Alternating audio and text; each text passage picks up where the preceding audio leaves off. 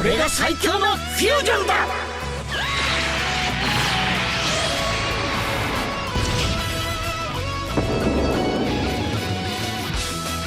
The third anniversary debuted the first Dokkanfest LRs into the game.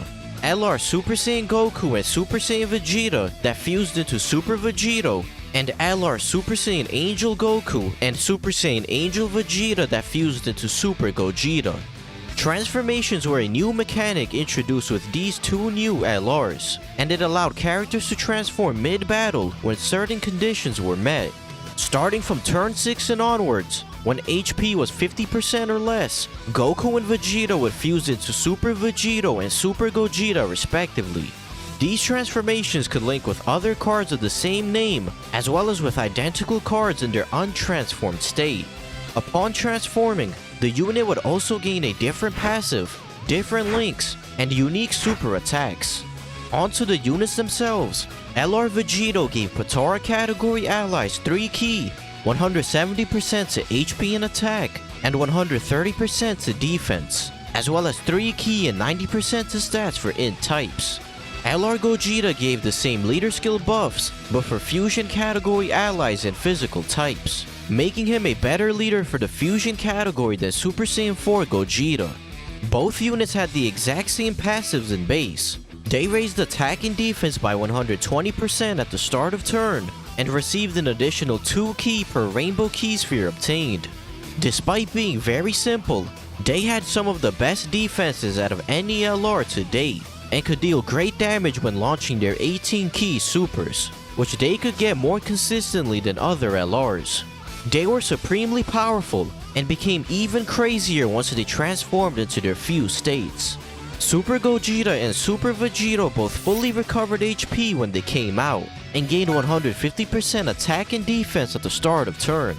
Their key mechanic also became stronger, now providing an additional 3 key per rainbow key sphere obtained. However, the last part of their passive completely separated these two units from not only the rest of the game, but also from each other. Gogeta was super effective against all types, essentially making him a more overpowered version of int Super Gogeta. He was capable of dealing more damage than LR Super Saiyan 3 Goku on average, and would have easily been the best unit in the game upon transforming, if LR Super Vegito didn't exist. For whatever reason, Dokkan decided to give Vegito the ability to counter normal attacks, just like AGL and Physical Super Vegito, which propelled his damage output to ludicrous levels. Gogeta was calculated to have an average attack of 3.5 million, whereas Vegito was calculated to have an average attack of 5.8 million. He could output almost twice as much damage as LR Super Saiyan 3 Goku and Super Gogeta, making Vegito far and away the most ridiculous card in the game. What prevented these units from completely breaking the game was the fact that it was incredibly rare to see these LRs transform, as almost no fights could even survive 6 turns against the Fusion and Potara teams. Both teams faced very little difficulty against all the events in the game, with many of the best units in the game being a part of these categories. The Potara team consisted of the 2 hardest hitting TURs in the game, Tech Vegito Blue and Physical Super Vegito, as well as STR Rose, who was considered a contender for best overall TUR. The Fusion team had access to int Super Gogeta, Physical Super Saiyan 3 Gotenks, and Super Saiyan 4 Gogeta, who were now the 3rd, 4th, and 5th hardest hitting TURs in the game, due to now having access to a 170% attack lead. AGL Super Vegito was also now the 6th hardest hitting TUR in the game, and was a powerhouse on the Potara team, which was considered even stronger than the Fusion team. Despite their inability to transform often, the 3rd anniversary LR's base forms were more than competent enough to be considered the best units in the game, and LR Super Vegito and Super Gogeta would remain relevant for a very long time. The 3rd anniversary brought back many of the events introduced during the 2nd anniversary. They released a new ticket banner during the countdown period, which had every LR up until LR Super Saiyan 3 Goku unfeatured on the banner. The tickets this time around could be used whenever you wanted while the banner was up. and weren't tied to specific days. The 3rd anniversary login card was a Super Saiyan 3 Goku holding up 3 fingers. He was a solid option on Super Saiyan 3 teams with his 33% attack and defense support for Super Saiyan 3 category allies. They also brought back the Red Dragonstone and introduced a new Purple Dragonstone that could be bought from the shop and exchanged for a Neo God Leader of your choice. Alongside the LRs, the dual Dokkanfest banners featured 4 new SSRs from Goku and Vegeta's iconic bouts. These 4 SSRs were all very decent, with Super Saiyan 2 Goku and Physical Vegeta standing out from the 4 due to being more defensively oriented than their counterparts. Keeping with the Namek theme from the countdown images, many of the events and characters released during the 3rd anniversary were related to the Planet Namek saga. They introduced Porunga wishes into the game, and every day you could collect 1 Dragon Ball by following the hint posted in-game. Porunga would grant you 3 wishes every time he was summoned, and you could summon Porunga up to 3 times during the campaign period, for a total of 9 wishes. You could wish for potential orbs, Kais, Zeni, support items, training items, awakening medals, and green incredible gems, allowing players to gain valuable resources in bulk. They also held a stamina campaign and gave out a new free-to-play Namek Goku as a reward. He was a decent free-to-play unit with some solid defense, but the bigger standout for free-to-play players was Namek Saga Kid Gohan. This unit had his own orbs that you could acquire from the Namek Saga story event, and he surprisingly had his own Extreme Z battle event in which you could get the medals to EZA Kid Gohan. Once EZA'd, Kid Gohan was considered the best free-to-play unit on JP. He was a nuker who gained 13% attack and defense for every key sphere obtained, and for every rainbow key sphere, he gained an additional 2 key and 7% attack. He could hit quite hard and was a great option for newer players. However, in the same way Kid Gohan took the spotlight from Goku, Dokkan released a new batch of units that overshadowed every other free-to-play unit in the game, the Ginyu Force. Each member of the Ginyu Force had their own stage available on different days of the week, in which you could farm the Ginyu Force member as well as their own exclusive orbs. AGL Bardock stacked defense on Super and had a high chance to evade enemies' attacks after attacking in slot 1. He could easily get caught by supers in slot 1 before attacking, but he was still a solid tank. Tech Goldo was a debuffer who had a medium chance to stun on Super, and lowered the enemy's attack and defense by 20% for 2 turns, making him a decent Super Battle Road option. Int Ginyu gained 3 key and 70% attack and defense when only facing 1 enemy, and 50% damage reduction when facing 2 or more enemies. He was fantastic in Super Battle Road and was a must-run on Extreme Int Super Battle Road teams. STR Jace was a support unit, and was the first unit in the game to foresee enemy super attacks, which is referred to by the community as a scouter ability. Lastly, Physical Raccoon gained 80% defense at the start of turn, and gained 14% attack for every attack received, up to a maximum of 70%. He didn't have a standout gimmick like the other Ginyu Force units, and relied on his solid attack and defense stats to get by. The Ginyu Force team was a godsend for new players, and was the first cohesive free-to-play team that could clear most of the events in the game. Around this time, they also revealed info about Dokkan Battlefield 2.0, which was officially released in the middle of March.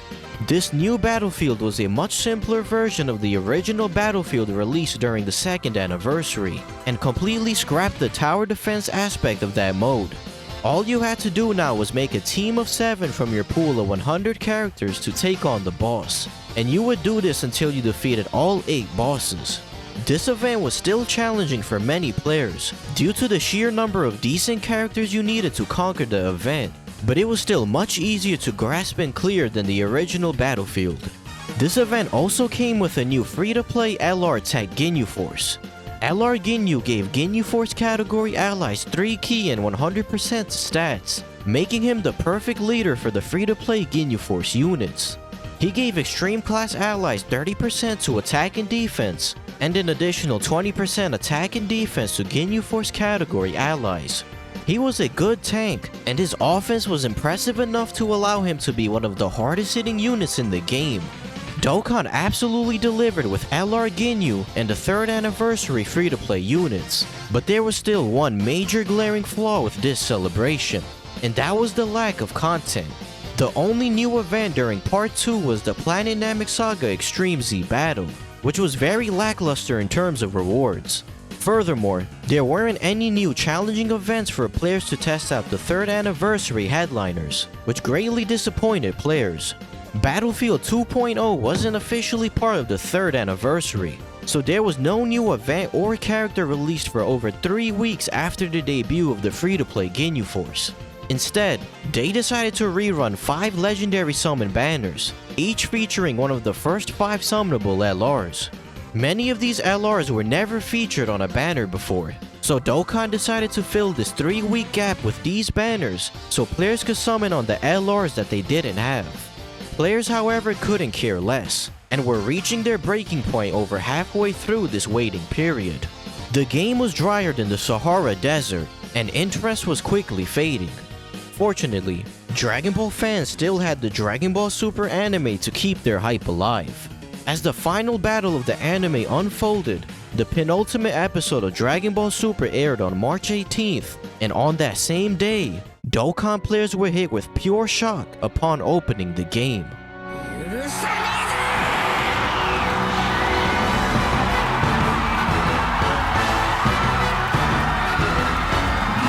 Whis.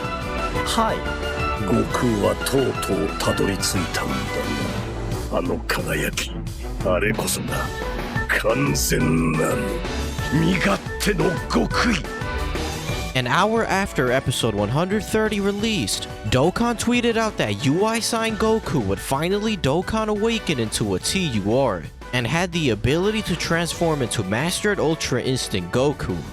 UI Sign Goku's kit was stunningly simple. He gained 100% attack and defense at the start of turn, and transformed into UI Goku when HP was 50% or less. At first glance, UI Sign Goku seemed like a slight downgrade from his SSR version, losing his dodge chance and base in exchange for slightly higher stats. But people quickly learned how wrong they were. Goku's transformation was very easy to see, as there was no turn restriction attached to it, and at this point in the game, it was fairly common to get below 50% HP without dying.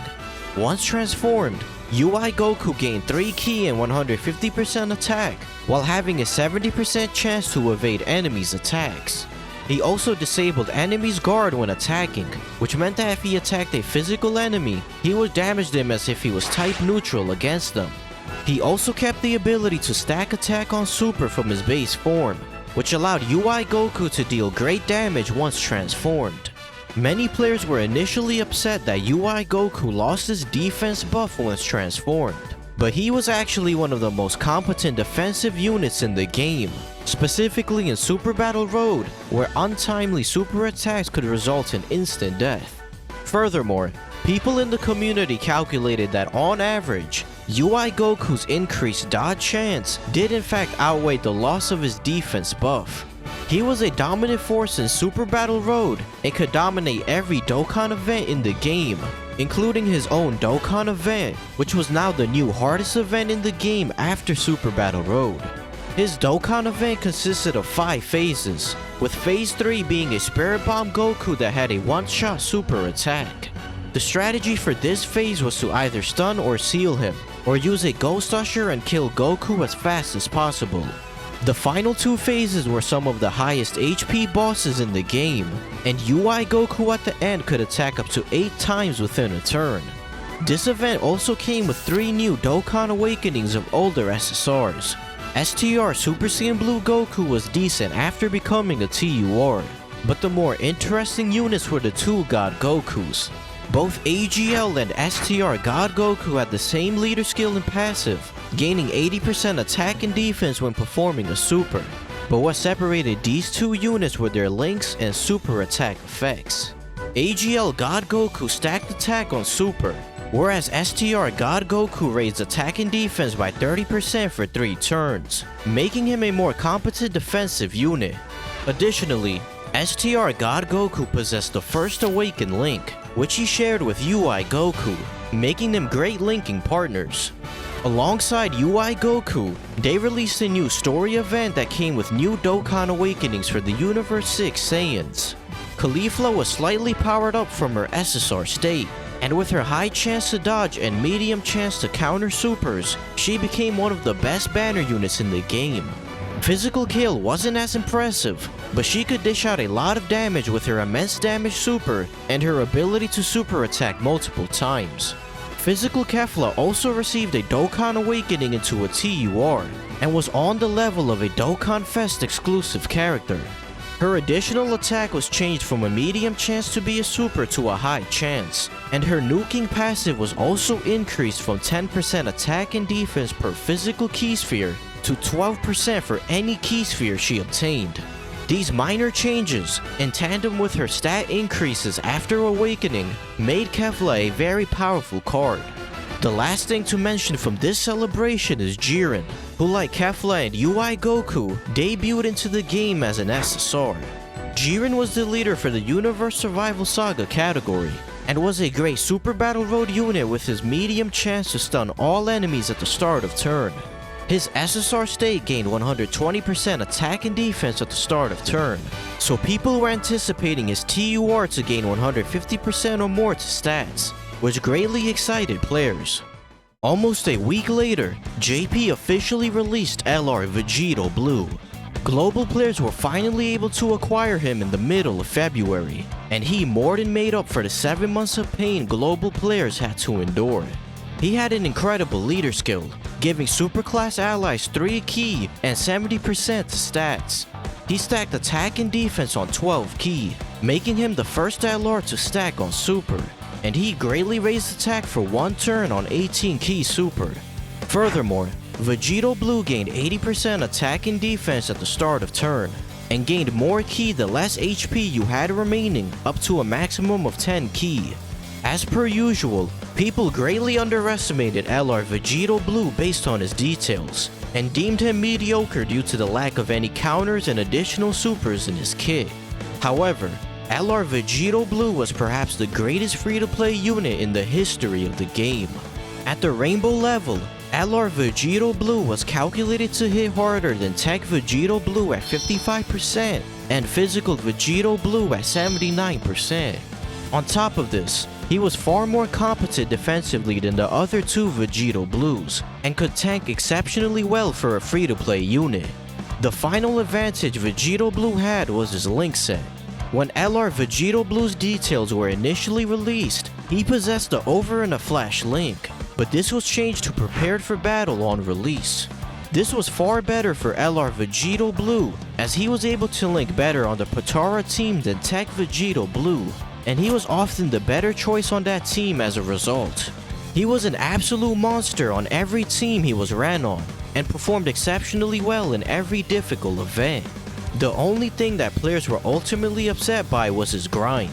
You needed 6 Fierce Battle units of every type for a total of 30 Fierce Battle units in order to complete the missions to obtain Vegito Blue's medals. This wasn't so bad for long-time players, but for newer players, this grind was almost impossible to complete, as you needed a box full of TURs that possessed the Fierce Battle link, which mainly consisted of summonable units. At the end of the month, the next Dokkanfest was released in the form of Turles, and he was the first AGL-type Dokkanfest since Super 17 exactly 1 year ago.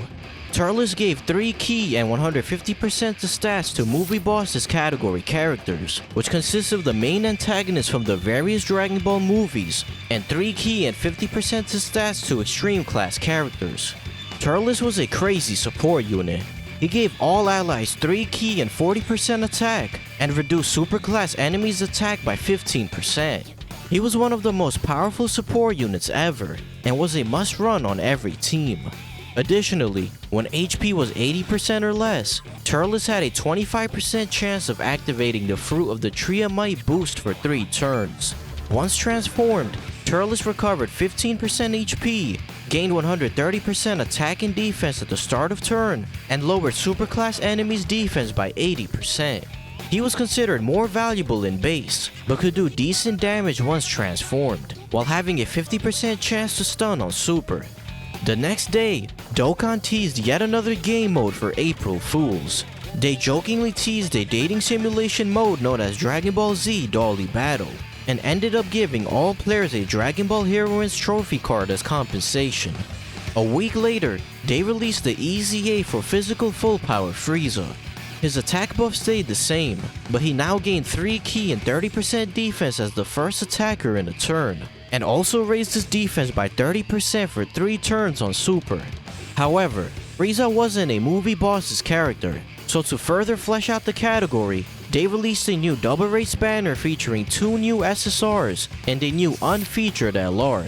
LR Beerus and Whis gained 80% attack, and after receiving an attack, they gained an additional 60% attack and defense for 5 turns.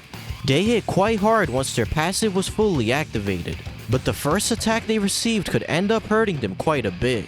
To compensate for this, Beerus and Whis recovered 7% HP on their 12 ki Super and 12% HP on their 18 ki. They were a powerful LR and a good option on the movie boss's team. However, the new banner unit SSRs released alongside Beerus and Whis were far more interesting to players. Int Beerus was a decent damage dealing unit, but Super Saiyan 2 Vegeta and Bulma was one of the hardest hitting units in the game. They gained 100% attack and defense, and possessed the ability to counter normal attacks just like Super Vegito. These 2 units were actually released on Global first in the middle of January, and Vegeta and Bulma were the hardest hitting TUR in the game on Global. On JP, they were the 6th hardest hitting TUR in the game, while only being under a double 120% lead. On a hypothetical double 170% attack lead, Vegeta and Bulma would become the 3rd hardest hitting TUR in the game, and would output more damage than most summonable LRs. They were a busted banner unit that was competing with the top Dokkanfests in terms of power, and that wasn't even all they had to their kit. Just like Tech Beerus, this unit would enter into a rage mode when HP was 30% or less, and became invincible for 1 turn. This was a fantastic ability in Super Battle Road, and Vegeta and Bulma instantly became the best banner unit in the game. For Golden Week, Evolution Blue Vegeta made his long-awaited debut into the game as a transforming unit, and his banner was very special. Starting with this banner, the 10th character in every multi-summon was guaranteed to be an SSR, marking one of the most game-changing updates in Dokkan. Vegeta was the leader for the Pure Saiyans category, consisting of characters who are Pure Saiyan by birth. This does not include Saiyans that were created by unnatural means, such as the Potara Fusion and Fusion Dance. This is why characters such as Gogeta and Vegito are unfortunately not on the category, as they are not pure Saiyans despite being full-blooded Saiyans. Blue Vegeta was quite good in base. He gained 120% attack and 60% defense at the start of turn, and launched 2 additional normal attacks. Furthermore, for every attack performed, he built up 7% defense up to a maximum of 70%. This allowed Vegeta to reach impressive defensive stats as the fight went on, and he was quite tanky compared to other Dokkanfests. Vegeta, however, had a very vexing transformation condition. He had a 30% chance of evolving into Evolution Blue Vegeta starting from turn 4, meaning it was completely up to chance whether Vegeta transformed. He was really strong if he was able to transform, as he gained 130% attack and defense, built up crit chance by 10% with every attack up to 70%, and launched 2 additional normal attacks. He was an offensive behemoth, and his damage transformed was up there with the top TURs. Jiren also received a Dokkan Awakening, but many people were disappointed since he only gained a 10% increase to stats in his passive. The only new addition to his passive was that he now performed guaranteed crits if the enemy was stunned. STR Topo also saw an awakening into God Topo from Vegeta's Dokkan event medals. He was now one of the better support units in the game, giving all allies 35% attack and defense. Moving on to the month of Mid, in the middle of May, Dokkan released LR Bardock on a double race banner. Bardock was quite underwhelming, as he was the weakest hitting summonable LR. He only gained 70% to stats, and a measly 30% attack when attacking with 18 or more ki. He was good defensively in Super Battle Road due to getting 60% defense when facing 2 or more enemies, but that wasn't enough to impress most players. Unfortunately, the next Dokkanfest was equally disappointing. Physical Super Saiyan Future Gohan. Gohan led the Future Saga category and gained up to 100% defense the less HP you had remaining, as well as 10% damage reduction at the start of each turn up to a maximum of 50%. He was catered towards longer events, despite the hardest content in the game being Super Battle Road, which only lasted for a couple of turns. His offensive numbers were also not as high as you would like, being a mediocre damage dealer that wasn't well suited to the difficult content out right now, though he had the potential to see a resurgence if longer events were to be released. Around this time, we also got the third Prime Battle LR, Super Saiyan Future Trunks. He wasn't as groundbreaking as LR Goku and LR Frieza were on release, but he was effective in Super Battle Road, gaining 8 ki and 20,000 attack and defense when facing 2 or more enemies. Tech Perfect Cell was due up for his EZA a week later, and he was the best EZA we had seen yet. He now gained 15% attack and defense for every ki sphere obtained, and recovered 10% HP on Super. He was reaching impressive stats with 6 or more ki spheres, and gained an additional 1 ki per rainbow ki sphere obtained, which allowed Cell to super attack more consistently. Almost a year later, JP finally received the Otherworld Warrior SSRs, and for whatever reason, Pikkon was now INT instead of STR. They were also slightly buffed compared to their global counterparts, but at this point, they were nothing special. On June 25th, Dokkan introduced one of the most requested updates ever, new summon animations. Before swiping down, various Z fighters could now fly in alongside Goku, with different combinations guaranteeing certain pulls. Additionally, if Vegeta flew in, there was a chance to fuse into Super Vegito or Vegito Blue, guaranteeing a Dokkanfest or LR character respectively, along with the introduction of fake-out animations on certain rare characters. Update 3.13 also allowed players to sell and exchange up to 99 characters at once, instead of just 10, while also improving the friend system. Players can now filter characters on the Select Friend page by type and category, making it easier to find the friend leader they wanted. Additionally, this update added the Friend Supporter function. Before this, the unit displayed at the front of your home screen would automatically appear as your friend lead, but players were now able to designate a specific character to appear on other people's Select Friend screen. At the start of July, Dokkan held its first official Tanabata campaign. Every July 7th, Japan celebrates a holiday known as Tanabata or Star Festival, where people write their wishes on colorful paper strips and hang them on bamboo branches. Starting this year, Dokkan began holding a massive campaign around this time, featuring a major summonable unit. The headliner for this year's Tanabata celebration was full power Super Saiyan 4 Goku. Tech Goku felt like a slightly upgraded version of STR Super Saiyan 4 Goku.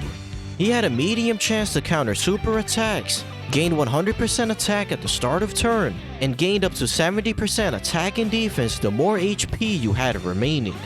Simply put, if you were at 70% HP or higher, he would outperform his STR counterpart, with STR Super Saiyan 4 Goku doing more damage once your HP was below 70%. Many people were disappointed by him being barely better than his second anniversary version, and it also didn't help that his category was a complete mess. He introduced the full power category into the game, which includes characters that use the absolute limit of their power that they possessed at that time. This vague concept of a category resulted in several notable omissions, such as LR Majin Vegeta, and overall the team wasn't very cohesive. This campaign also came with the return of Purunga Wishes, as well as a new item known as Whis strips. These Whis strips allowed players to recruit for free up to 7 characters from a pool of 77 summonable SSRs. The 4th Dokkan battlefield was also held 2 days later. and it came with a new Battlefield LR, Metal Cooler Army. Their leader skill was the counterpart to LR Vegito Blues, giving 3 key and 70% stats for extreme class allies. They gained up to 90% attack and defense the more HP you had remaining, and launched an additional attack that had a 10% chance of becoming a super, as well as a high chance of launching another attack that had a 10% chance to be a super. This unit was boasting great stats while having the ability to super attack up to 4 times within a turn. He was easily the best extreme class free-to-play unit, and was on the same level as LR Vegito Blue. More exciting news followed on July 19th, when Dokkan released 10 additional Super Battle Road stages. Stages 11 and 12 were limited to Super and Extreme class units respectively, with the remaining 8 stages being limited to specific categories. The most notorious stage of the batch was the Realm of God stage, largely due to the need to rely on UI Goku's 70% dodge chance against a massive number of hard-hitting enemies. These new stages also came with a new reward card. Goku had an even better all-types leader skill than the previous Super Battle Road LR, giving all allies 3 key and 100% stats. He was a strong support unit for super class allies, giving them 2 key and 30% attack and defense, as well as an additional 20% attack and defense when HP was 50% or less. Combined with his medium chance to dodge, Goku was a legitimate option in difficult events, and he was a worthy reward card for completing these new stages. At the end of the month, we received the next Dokkanfest, Physical 17 from the Tournament of Power. 17 was the leader for Androids category characters, and was a jaw-dropping support unit on par with Turles. He gave all allies a massive 3 key and 60% to defense. He made every unit next to him better defensively, making him a must-run on every team just like Turles. He also reduced damage received by 40% when HP was 77% or less, making him a solid tank in his own right. Unlike Turles, 17 was also capable of doing decent damage, as he gained 120% attack when attacking with 12 or more ki. Alongside MVP 17, they also held a Dragon Ball FighterZ collab campaign, and released 2 new banner units, Tech Android 16 and STR Android 21. 16 was a strong tank, especially on the Androids team, as he raised defense by 30% for each Android category ally on the team, up to a maximum of 90%. Combined with his high chance to dodge and 80% defense boost at the start of turn, 16 was a fantastic defensive option for 17's team. STR-21 was a transforming unit who had a medium chance to transform into Evil 21 starting from turn 4, provided your HP was 50% or higher. She had solid start of turn stats, could heal HP, and lowered the enemy's attack and defense, making her a decent pick for Super Battle Road. To further buff the Androids team, they released a new legendary summon banner featuring Perfect Cell and Cell Juniors. LR Cell was a Super Battle Road killer. Not only did he have an attack all 12 key super, he also gained an additional 1 key and 10% attack per existing enemy. Combined with his start of turn 90% attack buff, Cell was capable of obliterating an entire wave of enemies on his own. If you used attack boosting items or were able to proc an additional super attack from his hidden potential, it wasn't uncommon to see LR Cell kill an entire phase in Super Battle Road in one turn. He was alright in regular Dokkan events, but he truly shined in events with multiple enemies. The final thing to know is that in the middle of August, they held a campaign to commemorate the upcoming release of the Dragon Ball Super Broly movie. They released a limited time Extreme Z battle against Wrathful Broly, and while there was no EZA tied to the event, players were able to acquire 30 stones and a massive amount of hidden potential orbs of every type. However, just like this time last year, people's attention was quickly shifted elsewhere. The countdown images to the 250 million download celebration once again teased a Namek Saga themed celebration. But unlike the 3rd anniversary, players knew that there was no misdirection this time around. And that was because the community was presented with the most elaborate leaks in the history of the game, revealing every single character and event coming long before the celebration even started.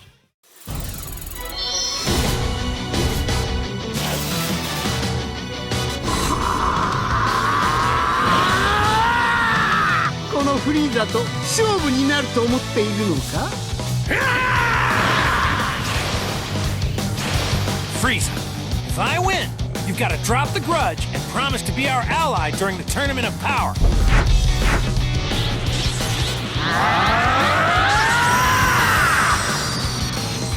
The headliners for the 250 million download celebration were leaked to be transforming Goku and transforming Frieza several days before the celebration officially began. These units had the ability to transform up to 4 times within battle, with Goku progressing through his Super Saiyan forms and culminating in Super Saiyan Blue, while Frieza went through his transformed states up to Golden Frieza. Not only were the Dokkanfests themselves leaked, but so was every single aspect of the 250 million download celebration. The kits of every new unit scheduled to release, along with all upcoming events and rewards, were revealed in great detail by a group of credible leakers within the community. This was an unprecedented event that took the player base by storm, and leaks on this scale would never be replicated again in the game's history. The concept of units possessing multiple transformations got players very excited, bringing back the same hype feeling people received from powering up mid-battle like in the Budokai games. However, this same concept also made players skeptical on how these units would perform in practice. Goku and Frieza transformed to their next states at the start of each turn, meaning the earliest you could possibly see Blue Goku and Golden Frieza was turn 9, and no event in the game lasted that long. In their initial forms, they gained 80% attack and defense at the start of turn, with Goku having 21% damage reduction and Frieza recovering 11% HP at the start of turn. With each subsequent transformation, they raised attack by 10% and defense minus 20%, and their damage reduction and healing was increased by 1%. To balance out the defense loss in their passive, Goku and Frieza stacked attack and defense by 20% on Super in their initial 4 states, meaning their defense would stay relatively the same while their offense continued to soar. In their final forms, Goku and Frieza ended up gaining 120% attack, as well as 25% damage reduction and a 15% heal respectively. Furthermore, for their first appearance, Blue Goku and Golden Frieza gained 12 ki and performed a guaranteed critical hit, allowing them to hit like a truck the turn they came out. While Goku was tankier than Frieza, Frieza was considered slightly better due to the massive stats he gained from his links, and he was a more valuable unit on his teams than Goku was for his teams. Goku's ki links also changed as he transformed, switching from prepared for battle to over in a flash in his Super Saiyan 3 and God states, which negatively impacted the synergy between your units. The biggest strength these units possessed, however, was their versatile leader skills, giving Super and Extreme class allies 3 ki and 120% to stats. They had unrestricted versions of Tech Vegito Blue and STR Rose's leader skills, making them the go-to leaders for many players. Goku and Frieza were very powerful, but they didn't truly start to look impressive until they reached their 3rd or 4th forms, which you only saw at the very end of the fight. Both units were decent in Super Battle Road, but could take big damage from enemy supers in their initial states. They weren't considered exceptional cards, and were simply good, reliable units on release. During the countdown period, they renewed the Friend Summon banner and added a new SR that could be Dokkan Awakened all the way into an LR, Grey Saiyan Man 1 and 2. This unit had a decent leader skill, giving super class allies 100% stats when all 5 super types were present, but gave no increase to ki. They possessed really strong support, giving super class allies 4 ki and 50% defense, making them borderline a must-run on every team. Their grind was hell, requiring medals from the Hero Extermination event, which had extremely low drop rates. Just like the 200 million download celebration, the 250 million download celebration had a special ticket banner that featured Dokkanfest characters up until Super Saiyan 3 Bardock. The Global vs JP reward cards were Super Saiyan Namek Goku and Final Form Frieza, and the Global version ended up winning the competition this time around. They also released a new special event known as Launch's Treasure Hunt, which allowed players to obtain 10 stones every day for a week. Combined with the special missions that gave out 10 stones a day for 7 days, players were able to acquire 140 Dragon Stones in total. The banner units for transforming Goku and Frieza were Kaioken Goku and Final Form Frieza. These two were capable of dealing insane damage, with Frieza being a fantastic linking partner for transforming Frieza, and capable of dishing out 3 million plus attack stats, which was higher than most Dokkanfests at the time. Just like Kid Gohan during the 3rd anniversary, they released a new Piccolo unit that had his own hidden potential orbs and EZA event. Piccolo could transform by assimilating with nails starting from turn 5, and he was an absolutely incredible free-to-play unit. He was solid defensively in base, but once transformed, Piccolo was one of the best free-to-play tanks in the game, and could also deal decent damage with several rainbow orbs. Furthermore, he healed 30% HP on his initial turn once transformed, and recovered 18,000 HP per rainbow key sphere, allowing you to heal massive amounts of health. Just as the leaks had outlined, Part 2 came with a new Extreme Z Battle raid against Full Power Jiren. This event was similar to the 3rd anniversary Namek Saga Extreme Z Battle in terms of structure and rewards, but no EZA character was attached to it. More importantly, for Part 2, they released a new LR Goku and Frieza card from the finale of Dragon Ball Super, and this LR was by far the hardest hitting unit in the game. First off, they introduced the highest leader skill percentage into the game, giving representatives of Universe 7 category allies 3 key and 177% to stats. They also gave 3 key and 90% to stats for tech type units, which allowed you to run type support Tien, who they shared over in a flash with. Goku and Frieza gained 77% attack and defense when attacking, 77% attack when attacking with 18 or more key, and an additional 77% attack when the enemy's attack was lowered. Both this unit and Tech Tien lowered attack on their supers, and Super Battle Road enemies, as well as the 5 most recent Dokkan events, were all susceptible to attack lowering. Furthermore, since all of their attack buffs were activated on Super, their 231% attack buff was multiplied by Tien's 40% attack buff at the start of turn, meaning they actually gained a staggering 363% attack boost. This was by far the most devastating rotation in the game, and LR Goku and Frieza dominated APT lists for a very long time. At the end of the month, they released one of the most frustrating events we had ever seen, the Punching Bag event. This event came with missions that required you to deal 77.77 million damage in a single hit without any items. This impossible challenge could only be completed by 2 units in the entire game on release, LR Goku and Frieza and LR Super Saiyan 2 Gohan. However, these 2 units needed to have 1 or more dupes and had to collect a full field of the same type of orbs under a double nuking lead. Furthermore, you only had 6 charge counts for each run in order to nuke the boss. On top of that, you were limited to 2 attempts per stage every day, so you couldn't continuously reset for good RNG.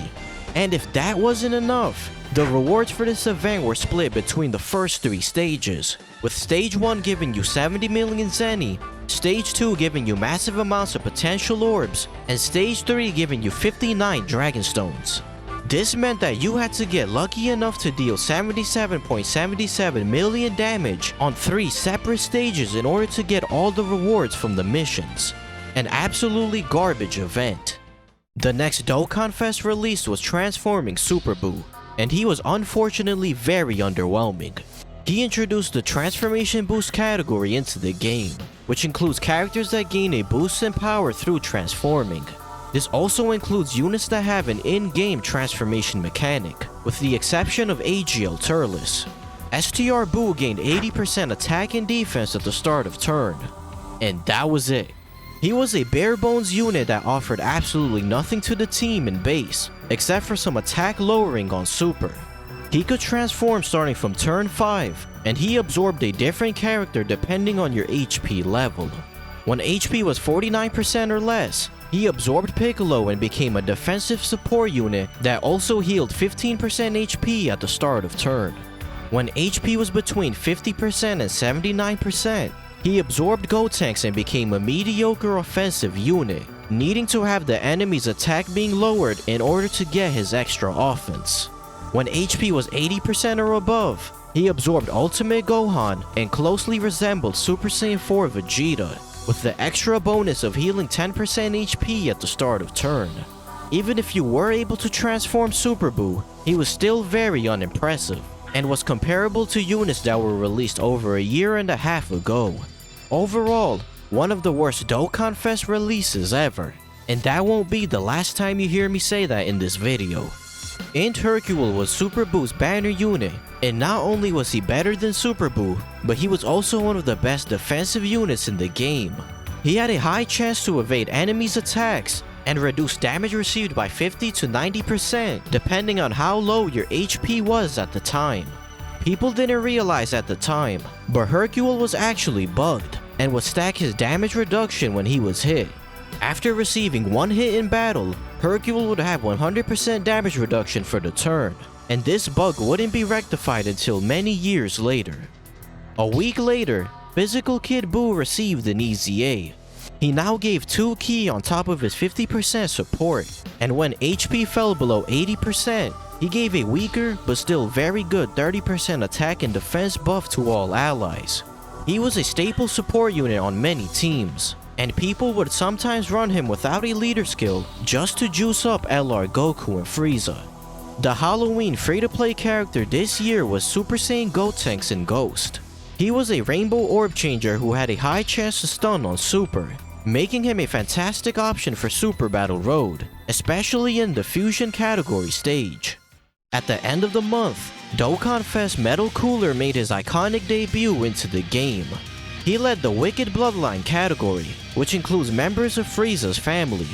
Cooler gained 80% attack and defense at the start of turn, and gained 10% attack per attack received up to a maximum of 70%. He could hit very impressive numbers once fully built up, but his biggest strength was his giant form transformation. Just like AGL Tapion, when HP was 50% or less, Metal Cooler would enter into his giant form. Metal Cooler Core greatly raised attack on Super temporarily, allowing him to do even more damage than Hirudegarn once transformed. He was a Super Battle Road killer, but what people remember most about Metal Cooler was his stunning animations. While LR Goku and Frieza were the first unit in the game to have animations that blew people away, Metal Cooler marked the turning point for Dokkan animations becoming modern. He looked vastly better than every unit before him, and every Dokkanfest unit released after Cooler would boast good-looking animations. The free-to-play type Metal Coolers also received Dokkan Awakenings, and they were the new best free-to-play team in the game. A team led by Dokkanfest Metal Cooler, and all 5 type Metal Coolers could clear every Dokkan event in the game, and was even capable of taking on some Super Battle Road stages. Alongside the Metal Coolers, they released the 4th Prime Battle LR, Super Saiyan Vegeta. He had a phenomenal leader skill, giving 3 ki and 70% to stats for Pure Saiyans category allies. He was better than Prime Battle Super Saiyan Trunks, but not as good as Prime Battle Goku and Frieza on release. Tech Beerus was the next EZA, and he was disgustingly powerful. He now gained 80% attack and defense, and gained 40% attack for 4 turns after receiving an attack. Just like Metal Cooler, his extra attack buff from being hit was multiplicative, meaning Tech Beerus actually gained 152% attack for 4 turns. Combined with his crazy high EZA stats, Tech Beerus was dealing a shit ton of damage, and his Fury mode can now activate twice per battle when HP was 40% or less. In the middle of November, we received various buffs to the Peppy Gals category via a new SSR Ribrianne, as well as awakenings for numerous Peppy Gals characters.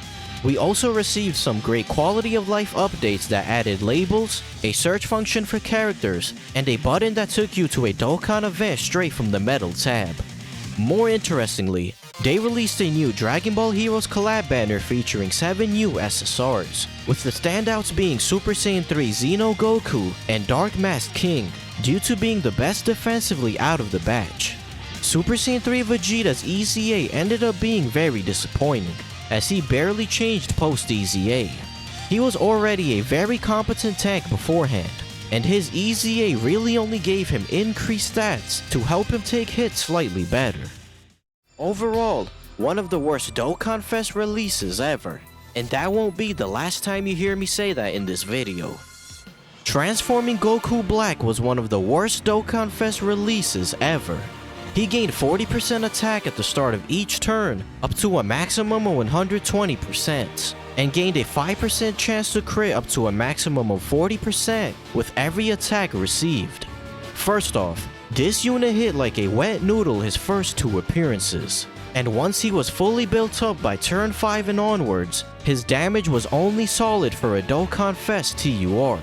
He gained no defense in his passive, and possessed no defensive mechanics either.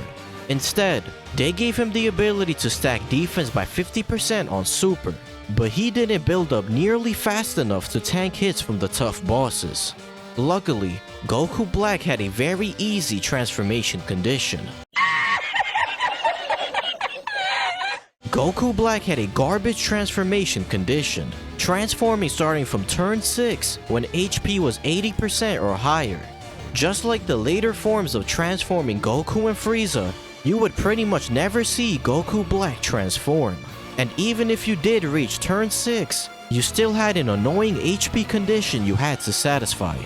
He was a pretty good damage dealer once transformed, gaining 150% attack and a 50% chance to crit at the start of turn, but he still didn't gain any defense from his passive.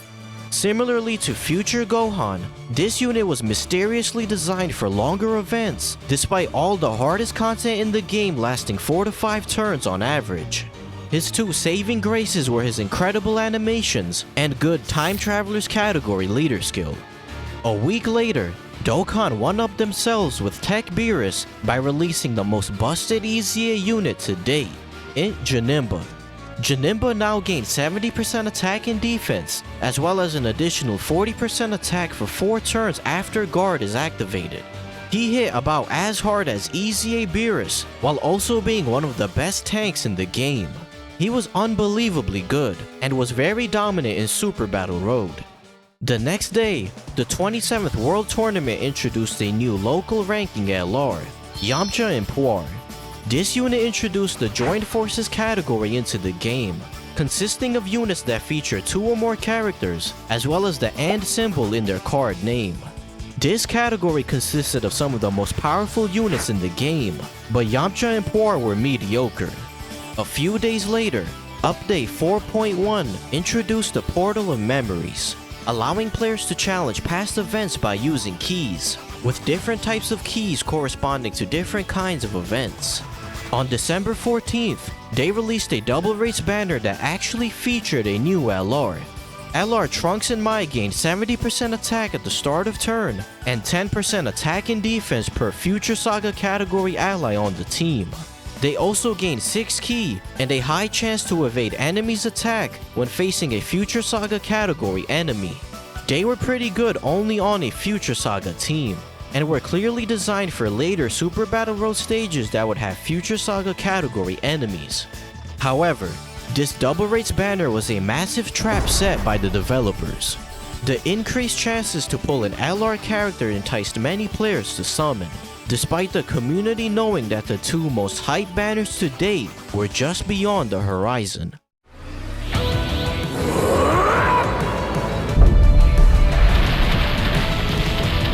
そろそろ本番スタートさせるからな。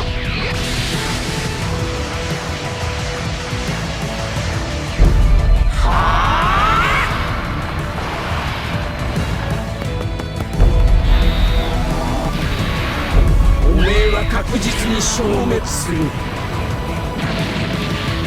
Transforming Broly and Transforming Gogeta descended as a dual Dokkanfest at the end of the month. They were the first units on JP to lead 2 different categories, and both were easily the best TURs in the game. Broly gave Movie Bosses category allies 3 ki, 170% attack, and 150% to HP and defense. as well as full power category allies 3 key, 170% attack, and 130% to HP and defense. His team consisted of powerhouses such as AGL Turles, INT Janemba, LR Broly, and LR Goku and Frieza. Broly was also an attack all unit, making his team by far the best team for World Tournament. He gained 6 key, 130% attack, and 100% defense. He was a bit squishy in base, and quite lackluster offensively if he wasn't facing multiple enemies. But thankfully, Broly had a very simple transformation condition. He transformed into full power Broly starting from turn 4 and became a beast of a unit. He gained 8 key, 188% attack and 120% defense, and launched an additional attack that had a high chance of becoming a super. He was obliterating enemies with a barrage of super attacks, and was easily one of the hardest hitting units once transformed. Unsurprisingly, however, Gogeta was an even greater monster than Broly. He gave the same stat buffs as Broly but for movie heroes and fusion category allies respectively, and his team too possessed some of the strongest units in the game. Super Saiyan Gogeta gained 100% attack and defense, was super effective against all types, and had a medium chance to dodge. He possessed a great balance of offense and defense in his kit, and he was better than most TURs in just his base form. He transformed into Blue Gogeta a turn later than Broly on turn 5, referencing the order in which they transformed in the movie. Blue Gogeta was undisputedly the strongest TUR in the game. He now gained 130% attack and defense, had a high chance to evade attacks, and performed a guaranteed critical hit. He was the first unit in the game to have a 100% chance to crit at all times, which skyrocketed Gogeta's damage to astronomical levels. Gogeta was without question the #1 TUR, with Broly trailing close behind at #2. Gogeta and Broly each also came with 2 new banner units. Tech God Goku was a busted card. Not only was he a Rainbow Orb Changer, he gained 77% damage reduction when facing a movie boss's category enemy, making him invincible while he had that part of his passive active. STR God Vegeta was unfortunately nowhere near as good as Goku, and was a solid unit at best. Paragus and Broly were a good support unit, but unfortunately, they weren't under Broly's leader skill, and suffered from a severe lack of categories in general. AGL Wrathful Broly surprisingly received an EZA just a day later, and was a very powerful unit on par with Dokkanfests released this year. Broly gained 70% attack and defense, and gained 1 key at the start of each turn. Furthermore, he gained 20% attack for every attack received, and 20% defense for every attack performed, up to a maximum of 80%. He raised attack and defense for 3 turns on Super, led the Pure Saiyans category for 120%, and also had both shocking speed and prepare for battle. Broly boasted incredible stats, while also linking well with both Super Class and Extreme Class units. These new free-to-play units also received an EZA, and were some of the most powerful free-to-play TURs in the game, especially against movie bosses category enemies. The Broly Movie Celebration batch of units were ridiculously good, and were must-haves for every player. But Dokkan wasn't done showing off. One of the leakers that leaked all of the information for the 250 million download celebration teased that the biggest banner in history would be dropping on New Year's, and players were absolutely floored by this news. They had just released some of the most highly anticipated and best-selling banners ever, so surely there was no way that something even grander was about to be released, right?